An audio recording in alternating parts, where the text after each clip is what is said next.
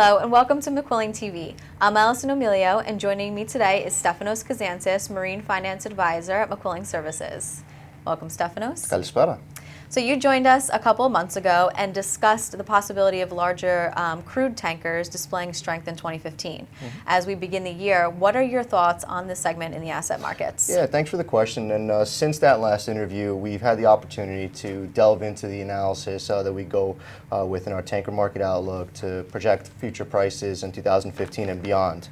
And what we found is exactly the same result. We feel that the crude dirty tankers are going to experience significant strength in 2015. However, we did notice one specific segment of that dirty tanker market, the 10-year-old VLCC, Suezmax, and Aframax that would exhibit additional strength relative to their younger counterparts. So how did you come to that conclusion? Well, we think our process is quite unique in how we forecast asset prices. We use several components in our models. We use regression modeling, income-based modeling, and we also use experiential input for our forecasts. But we think the answer is a bit more logical.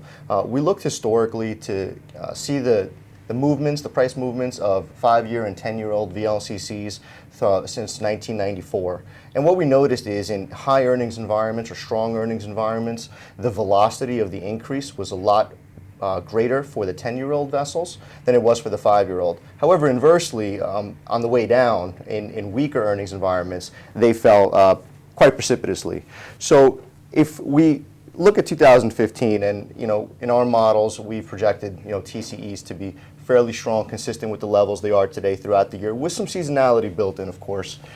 We think that provides the ammunition for these 10-year-old tankers to experience that upward velocity relative to their 5-year-old counterparts.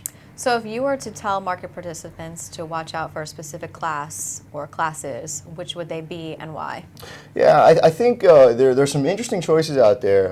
Relative to where we think asset prices may go, we think the 10-year-old VLCC is an interesting opportunity. We think the Suezmax and the Aframax sectors as well represent some really exciting potential returns for investors.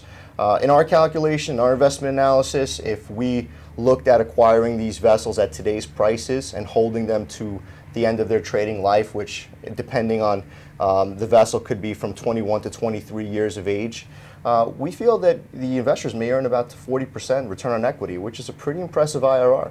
All right, well, thanks for the update, Stefanos, and we look forward to talk to you again as the year progresses. All right, thank you very much. And that wraps up this episode of McQuilling TV. I'm Allison Emilio. Thanks for watching.